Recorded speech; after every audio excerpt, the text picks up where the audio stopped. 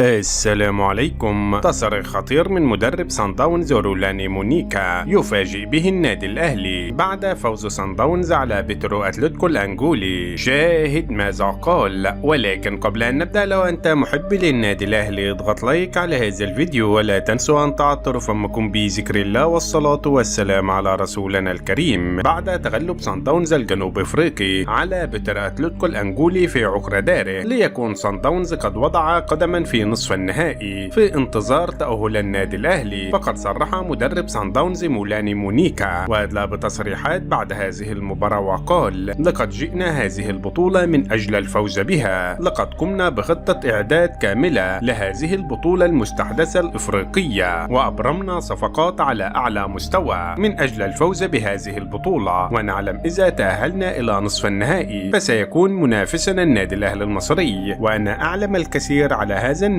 العملاق في افريقيا، فانا واجهت هذا النادي العديد من المرات، ولكن النسخة الحالية من النادي الاهلي ستكون هي الاصعب بالنسبة لنا. وشاهدنا بالامس ان الاهلي تعادل خارج ارضه مع سيمبا التنزاني واضاع اكثر من 10 اهداف محققة. فالاهلي هو المرشح الاقوى للقب هذه البطولة مع صن داونز، وفي حال تأهل الفريقين الى نصف النهائي فسيكون هذا نهائي مبكر. وكنت اتمنى الا اواجه النادي الأهلي مبكرا في هذه البطولة، فكنت أتمنى مواجهة أي فريق آخر غير النادي الأهلي. وفي النهاية لا تنسى الإعجاب بهذا الفيديو والاشتراك في القناة ليصلكم جديدنا.